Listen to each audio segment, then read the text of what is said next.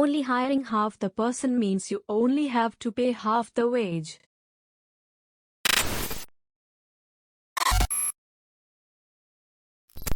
Former Disney theme park employees of Reddit, what are some dirty secrets or stories you can tell us about your time there? There are 3 hidden phones in the Magic Kingdom that when you pick up have dialogue from Disney characters like a Stitch in Tomorrowland. I'm not a cast member, but when my family went to Disney, my daughter, who was 5 at the time, tripped and skinned her knee. No one's fault. But a cast member saw her crying and took us in to clean and dress her knee. They gave her a voucher for a free $1 and called a number on the phone to have her talk to a character. Not sure which one. Not sure if it was live or recorded. When I was 5, I fell and was bleeding profusely from my face, so they took me to their medical center. All I got was a t-shirt to replace the one now ruined by like a gallon of my blood. Now I feel ripped off. My sister-in-law got the role of Cinderella at Disneyland Paris. She had to practice Cinderella's autograph over and over because although different actresses play her all over the world, the signature of the character has to be identical anywhere it's signed for consistency. Buddy I went to college with was a Disney cast member. He had to learn how to write Goofy's name left-handed because Goofy was a lefty. He's naturally a righty, but that's the one thing he could do as a lefty and had to write it in such a way that it didn't smear the glove he was wearing. It was a very unnatural way to hold a pen without the gloves on. You'd be surprised how some lefties hold pen to write with. We all develop a different technique so we don't smudge the ink when writing. During the construction of Pandora at Animal Kingdom, a very beloved superintendent passed away on the project of an immediate heart attack. Mid-sentence and while opening the door to the construction trailer, George Burke just died. The project was very affected by this. His knowledge of the work that needed to be done was deep and irreplaceable. His laughter and personality was loved by all 1,400 workers that were there. A couple years after he passed, we were finishing the project and found the perfect way to pay homage to George. They invited his family to the middle of an active construction site to let them view it. George's red hard hat, with a black Nordic cross on top, was attached to the rockwork, in the middle of the flowing river, to the left of the entrance to Flight of Passage, and plastered over. The family, friends, and a few Imagineers were the only people there. Only we can point out where the hard hat is underneath the plaster, theming, and plants. I revisit the spot every time I go back to Pandora. Smile peace. What a fitting way to memorialize him. I'm loving how all these dirty secrets are already heartwarming. Yay, where's my goofy freaking Rapunzel story? Disneyland first interview papers include a blank outline of a person to indicate where you have tattoos. It's referenced if you want to change positions internally, to indicate how said tattoos could be revealed, based on what your new uniform would be. I wonder if this is still relevant. They just changed dress code to allow showing of tattoos. I'm typically very pro tattoo showing, have one myself. But I feel like Disney may be a job where you shouldn't have them if you're a character. Little Mermaid wasn't tattooed. The rule does not apply to face characters, they still have very specific costume rules. For what it's worth, I was just there 2 days ago. I had honestly forgotten the policy change until a cast member complimented my tattoos, and I complimented his in return. Then my brain did a little reboot and I blurted, "Oh my god, I forgot you guys could show them now." We had a great little chat about the policy changes. I don't think I would have noticed it either, but I like how you connected the dots right then and there. A friend of mine worked at Disney World. According to her, Epcot is the best place to work. When she was at the Magic Kingdom, she said she went home crying all the time because the moms were so mean. Edit. She also said that cast members got to do something I think is called magic moments. At her gift shop she could just give a park go or something for free. She said that was a perk. Epcot was 100% the best place to work when I was there. Until food and wine got so popular that we had to deal with all the drunks. My friend spilled her wine one day right when it opened. We apologized to the cast member that came over to clean it. He said it's not even close to the worst thing I'll clean up today. Poor guy. I've worked retail, and when people have spilled stuff or made a mess and profusely apologize, I let them know it's not a problem. At the very least, they're expressing regret for what happened, even if it was an accident. And then on another shift, you come across someone who used one of the scarves for sale as toilet paper left in the trash can on the sales floor. You have to be in specific height ranges to play the different characters. Because Mickey's height range is so short, he's usually played by a woman. Likewise for Donald, although the most successful and best known Donald that I knew while I worked there was a little person. When the princess face characters come backstage, they have to take off their dresses so they don't get dirty while they're on break, so the princesses are usually walking around in a smock and blue mask if you see them back there. There is some serious cognitive dissonance when you walk back and see Snow White in her bloomers on her phone cursing up a storm. People sexually harass the characters super frequently. I was working with Ariel, and cast members will always count down before they take a photo so people have time to get into position. I counted down and this teen boy decided to try to rip off one of Ariel's shells.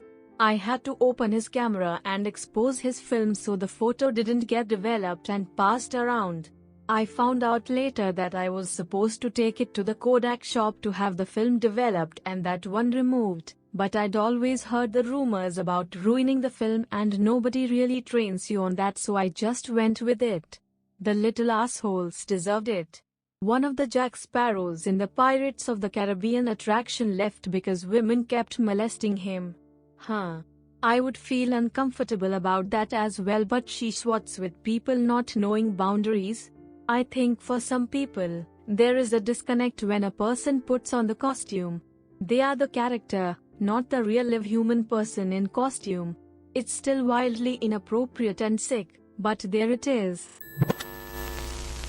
I worked at WDW 1993 to 1997.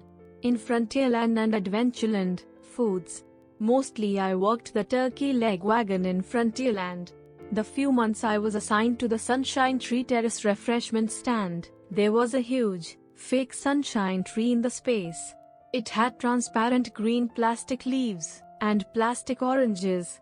There were light projectors on the ceiling to make it look like the sun was filtering through the tree. The leaves, and sometimes the oranges, would fall off.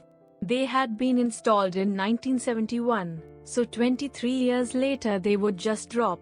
Every time one fell off, I took it home. In 2005, the sunshine tree was removed and destroyed.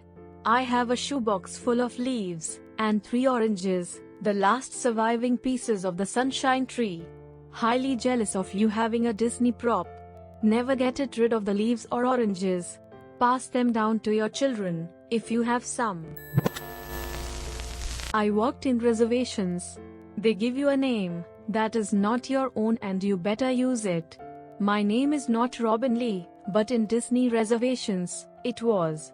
I worked at the Disney store for 1 month in college. I was billed as that was the name tag they had for a new employee at that store. Not even close to my real name. When my mom first went back into the workforce after raising children, she got a job as a job placement consultant at a shady personnel agency. She was assigned the name Shelly K because they had business cards, desk plaque, etc. with that name on them, and they didn't want to spend money on new stuff. There were instances where people who dealt with the prior Shelly would come into the office and ask for her by name. They would be led into my mom's cubicle. Trouble was, the prior Shelly K was a mid-20s black woman. My mom was a mid-40s white lady. The amazing thing was that my mother signed company contracts as Shelly K. I can't imagine those agreements would hold up. Disney Cruise Line here. I used to go into the complaint system and read all the guest complaints from previous cruises. The amount of complaints that were because of sheer stupidity on the guests' part is staggering. People seem to think because they're paying lots of money they're allowed to do or say whatever they want, which of course can be unsafe on a ship. This might break the magic, but a lot of Disney princes are gay, and also bad at sex. Looking at you, Aladdin/Naveen. We also had a foreign crew member caught molesting a child and he was promptly thrown in jail, but you better believe that the media didn't cover it. Did you just confess to having sex with Aladdin/Naveen? Not confess, that was bragging. Not a brag if they were bad at sex. They issue black t-shirts and black shorts for the costumed characters to wear underneath and sweat in. One day there was an uproar because in the break room there was a sign "No blacks allowed," meaning the undergarments. They started calling them basics after that. Ignorant question that I believe I know the answer to. Is there showers down there? Don't want to imagine spending all day in a goofy costume, sweating my ass off only to have to drive home smelling like it. I know there is a big locker room under the Magic Kingdom from my days working there. Most people just used it for changing if they didn't want to take their uniforms home. I think there was showers, but I really can't remember. I hardly used it, and locker rooms aren't a place you explore. I've never worked there, but once, in a professional capacity, I was given a 6 a.m. walking tour of the Pirates of the Caribbean ride. What I was most struck by was the pirate characters up on bridges or seen in windows or on the attacking ship. None of them have any legs. Their top half only, mounted onto poles. If the boat riders can't see a part of an animatronic character, then it doesn't need to exist. For a disturbing, under-caffeinated moment I thought you meant living cast members. Only hiring half the person means you only have to pay half the wage. You don't have no legs, Pirate Dan. In Disneyland, in the Peter Pan ride, I was always in awe with the floating stars that you zoom by in the ride. Turns out they are just LEDs on the end of wire hangers, attached to the walls, mostly, that are wrapped in electrical tape. That's awesome. My favorite tidbit came from a backstage tour. The flying asteroids projected on the ceiling of Space Mountain are actually lumps of chocolate chip cookie dough, filmed as they were thrown through the air. As someone who has worked, and still does, in show business/performing arts, I could totally see that. Don't have the actual thing. Improvise something that looks, or can look, exactly the same from a distance. As long as it looks believable to the audience and is within budget, it's good. Backstage crew and set designers, even the people building the portable stages, are doing this constantly. Ever heard about people spreading ashes of their loved ones in the Potocor Haunted Mansion ride? It's goddamn true. They do it because there's 999 ghosts, and there's always room for 1,000. Grandma, who's loved Disney her whole life, wants to be that 1,000. Unfortunately, if you attempt this, she will just end up in a dustbuster in the break room closet. Who you gonna call? Dustbuster. This was years ago but there used to be a show of Tinkerbell flying through the sky before fireworks started in the summer. They would put the spotlight on her as she went down a zipline and go to black just as she crossed to a backstage area. The novelty of it was that there was no sophisticated mechanism to stop her. There were literally a couple of guys in a tower at the end of the zipline holding a mattress that she would crash into to stop. Nightly, CMs would gather at the base of the tower backstage just to see this happen. As soon as she crashed, everyone would go back to their locations. Ah, yes. Back in the mid to late 90s. There were actually two Tinks at that time, a mother and daughter. No need for age restrictions since you only saw them flying past you 30 feet up in the air. My sister worked custodial at that time, and would often come home laughing over the thunk and doof sounds of them hitting the mattress at the end of their flight. Well, I would too love to meet Minnie Mouse and Rapunzel together. Nothing to read in there. Anyways, like. See you in the next video.